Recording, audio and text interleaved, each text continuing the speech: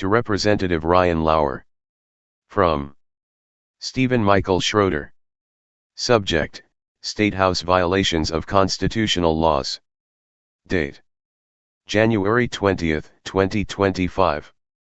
An open letter to Representative Ryan Lauer, District 59, and all other lawmakers at the Indiana State Capitol, to bring to their attention the direct and intentional violation of their own laws in their own House chambers, namely a violation of the Constitution of the State of Indiana, Article 1 Section 4, no person shall be compelled to attend, erect, or support any religious ministry against their consent, and we never consented to using our tax dollars to support sorcery, especially in our own House. At the Capitol.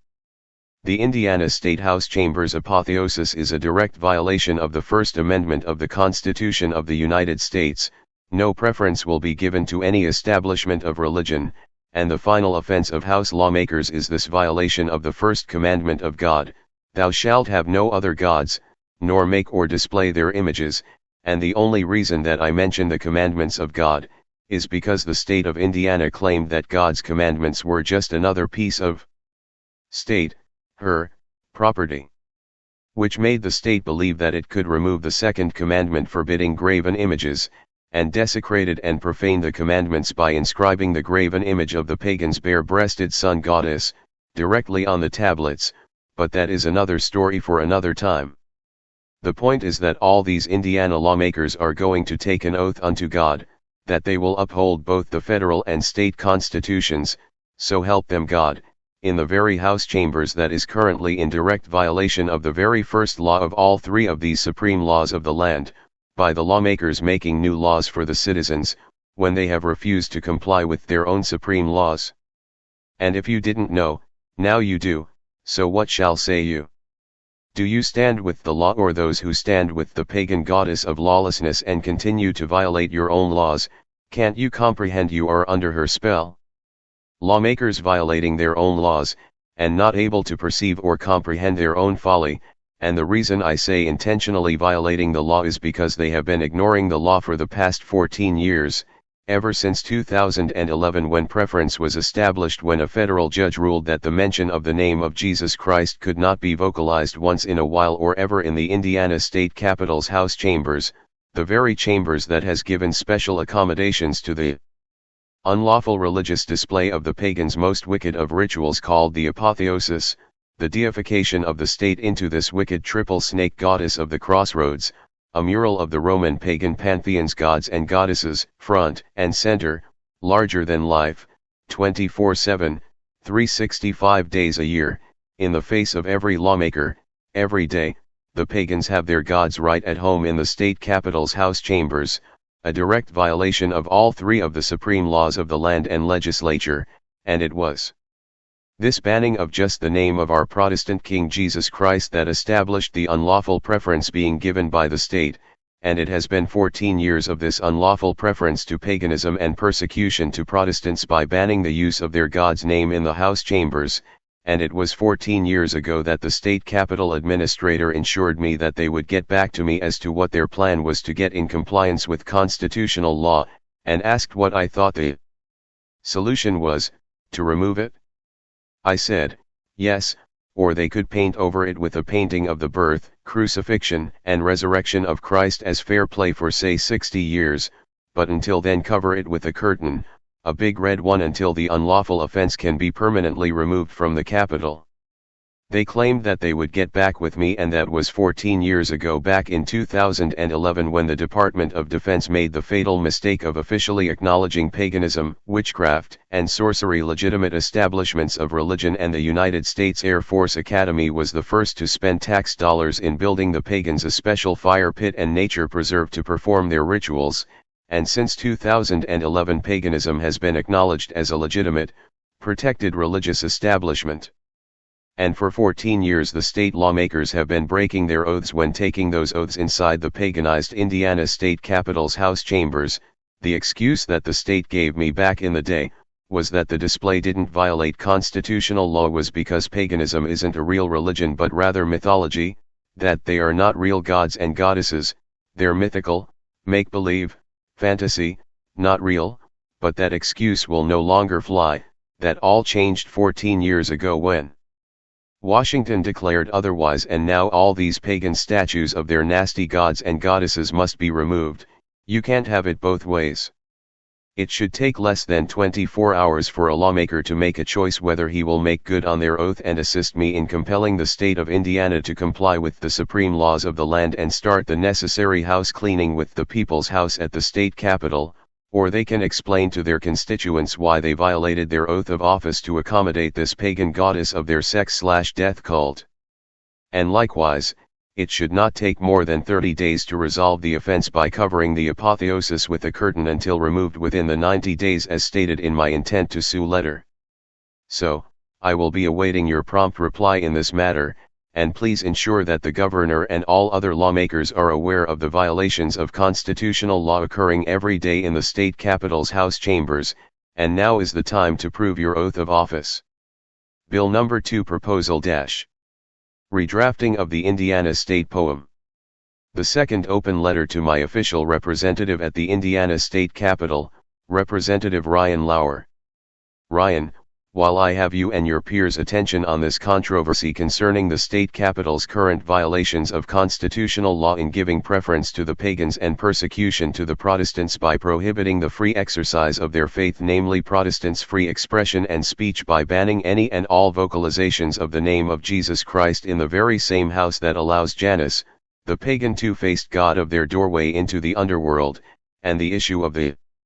state's participation in the pagans' desecrating and profaning of our sacred texts and symbols, namely the cross and the 10 Commandments. So while the other Indiana lawmakers are trying to figure out what they are going to do about the Protestants' curtain call for series, you can go ahead and line this up for the second bill to change the wording of the official Indiana state poem's third sentence, which reads,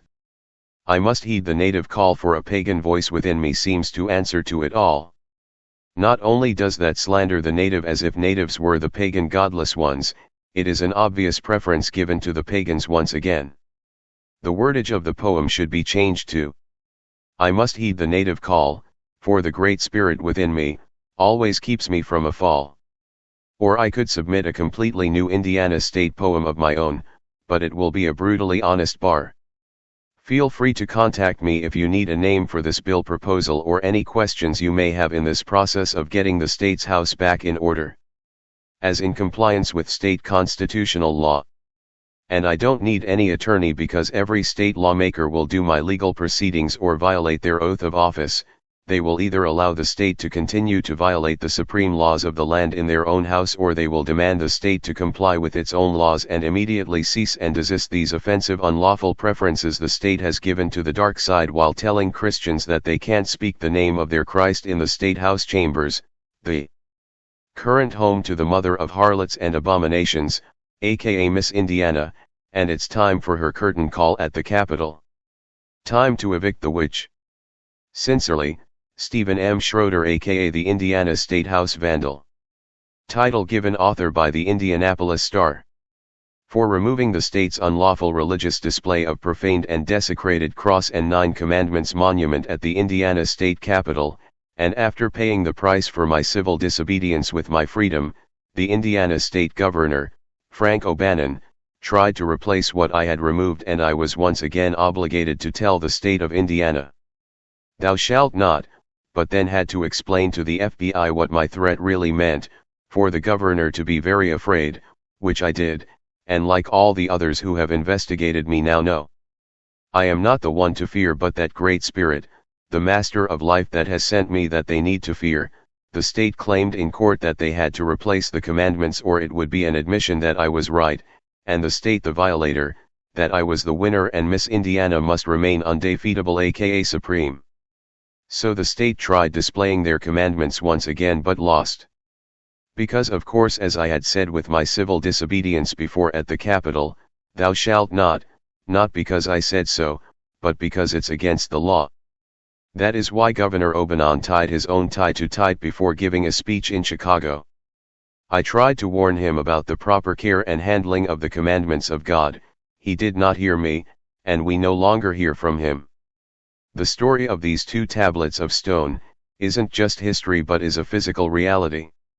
not to be played with or desecrated by the state by trying to be inclusive of the pagan. Just so you get a bigger picture of what is really going on down here below at the crossroads of the Magic Circle and Magic Square. The reason why I refuse to allow the Indiana Civil Liberties Union to assist me once again in my challenge of the state capitol's unlawful, criminal activities is because the last time that I allowed the ICLU to assist me taking the state to court, the ICLU attorney Kenneth Falk tried to intentionally deceive federal judge Sarah Evans Barker by claiming that the state's 10 Commandments display on its southwest lawn included the second commandment forbidding graven images, which was an intentional lie, because the state's commandment display did not mention the second commandment forbidding graven images, a preference to Catholics over Protestants version, and that my objection was primarily that a graven image of the pagan's bare-breasted sun goddess inscribed directly on the tablets, above the inscription I am the Lord thy God, and those were the two original objections that I had, the state's unlawful preference being given to Catholics over Protestants and that the state had allowed the pagans to profane and desecrate this sacred text with such a profane sex/death horn snake goddess graven image. But the ICLU claimed that the offense was that I had to walk past it on my way to work, as a contracted security supervisor at the federal office building and federal courthouse downtown Indianapolis, and was forced to see the state display of government promoting God's law, which was nonsense and not good standing. Fortunately, since I knew where federal judge Sarah Evans Barker private chambers were, as I was usually the first face that she saw coming into the federal courthouse, as I usually was the one there to open the door for her, so I went behind my ICLU lawyer's back, and was able to go to Judge Barker's chambers with my real objections and why it was so important to correct the Indiana historic record that did not reflect the true offense and the real violation of the law. So when federal Judge Barker entered her court about 15 minutes late, she apologized for the delay, declaring that new evidence had been submitted at the last moment and that it would be entered in as evidence and court record, and how I prevailed against the state without any real help from the ICLU. To the contrary, it was my own ICLU attorney trying to sabotage my case with fraudulent court documents, so that is why I'm suing the state on my own, not for any money, but to compel the state of Indiana to comply with its own constitutional laws and stop giving preference to the Romans' pagan pantheon and persecution to Protestants who have no other choice but to protest this lawless desecrating and profaning of our sacred symbols, namely the cross and commandments that the pagans have polluted with their profane deities' images throughout the city and state. But this final contest with this goddess, that the state calls Miss Indiana, will end with another victory for me, but this time it will be the lawmakers showing the pagan's head goddess the door because they took an oath to uphold all 3 constitutional laws and must do their job, or violate their oath of office, for in a land of laws, the law is the Lord, and like I told Miss Indiana, that she could not display the body of Moses in such a shameful way. I reminded her, Lucifer the 2 light bearers Venus and Capricorn the old goat, that it was not a mere mortal telling this goat goddess what she could and could not have on her lawn but rather the Lord of the land, the law, that was rebuking her, for it is indeed the supreme law of the land that Miss Indiana's house is subject to and currently in violation of. And why I say again, to Miss Indiana, aka Lucifer, it is not I, but the Lord, law, that rebukes you, and this is how you were cast out since the beginning. Praise be unto Yah, who is like unto my God. January 20th at 2:09 p.m. Shared with public. Public Bill Number 3 Proposal, Desecration Prevention Act. An open letter to Representative Ryan Lauer. All Indiana lawmakers. And Indiana Governor Mike Braun. This is my third and final bill proposal for the Indiana Statehouse lawmakers' consideration called the Desecration Prevention Act.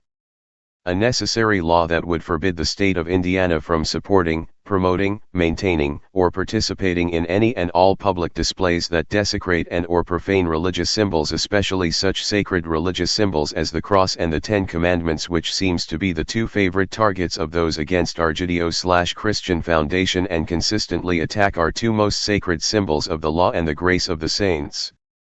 Before you think that there is no need for such a law that would forbid the state from insulting any religious establishment and participate in any desecrating and profaning sacred religious symbols, especially the two religious symbols of 2/3 of the nation? The sad fact is that the state and city have participated in and have used tax dollars for their ultimate desecration of both the cross and the commandments at the Indiana state capitol, whose state's 10 commandments removed the second commandment and had inscribed directly on the tablets a graven image of the pagan's bare-breasted sun goddess, the ultimate desecration and unlawful declaration by the state, that these religious symbols are just pieces of state property and considered the pagans' graven image inclusion with the commandments a good thing like diversity and equity, and the state had no problem with both the cross and commandments both being desecrated by this pagan goddess graven image, just like Indianapolis Mayor Stephen Goldsmith's seasonal religious display in the city-county building lobby that included a Christmas tree with carolers, and the Jewish mayor included a Jewish menorah and services, and a big wooden cross and a black pastor preaching, and a witch with her pentagram in the middle of the mix between the cross and the commandments display that simply said, "Thou shalt not." That display was mine, and what I told Mayor Goldsmith about his plan to promote all religions including witchcraft with equity and inclusion, and once the public became aware of the madness, the mayor quickly pulled the plug, when the lawsuit now would be about state desecration of our sacred symbols and giving unlawful preference to the pagans and participating in their intentional desecrations of that which is sacred to us, not just at the city-county building lobby, not just at the Indiana Statehouse SW lawn, but our cross and commandments are also kept inside her temple of Ishtar, disguised as a war memorial, as her tribute or treasure or just another piece of her property, displayed before her huge head image, just like they thought it was a good idea to put the 10 commandments in the Philistines' temple of Dagon. Combining the pure with the profane produces a spell of strong delusion, and pagans delight in the desecration. Behind her unlawful temple is the ultimate desecration of our cross and commandments. On the black granite federal obelisk, the pagan symbol of the erect penis of their god of earth, and an erect penis of a pagan god of earth is not the appropriate place to display our religious symbols. And look at that 8-foot-tall cross displayed on the obelisk. Who is that on the cross? A Jewish carpenter? No, it's the graven image of the pagan snake goddess on the cross. The cross is sandwiched between her image and his phallic symbol. Can you even think of a worse way to profane and desecrate our cross and commandments? I can't. So with these 4 examples of the city and state's participation in this tax-funded public displays, desecrating and profaning that which is sacred to the majority of the nation, confirms the immediate need for this legislation to be implemented. Inclusion may work in the secular realm of the state but not in the church and religious realm, especially religious symbols, for when you combine the pure with the profane you desecrate the pure and promote the pagan practice of combining opposites to produce a synthesis, aka the Hegelian dialect foundation of all the secret societies. Pagans' delight in desecration and the state's attempts to be inclusive only results in more unlawful preferences to paganism and more persecution to Protestants by state desecration of that which is sacred and supposed to be protected by the state. As with my other 2 bill proposals, eviction of state capitol's goddess from the House chambers and drafting a new state poem, I will be awaiting your prompt response as to your plans for remedy of these state violations of constitutional laws. And I trust you will share this controversy with all the other state lawmakers at the Indiana state capitol. Thank you once again for your assistance in representing the people who are done with this lawlessness against our faith and foundation of this Judeo-Christian nation. I will be awaiting your official reply on your plan of remedy of these violations of constitutional law by the pagan Statehouse sorcery. Sincerely, Stephen M. Schroeder, founder of the Protestant Separatist of Greater North America.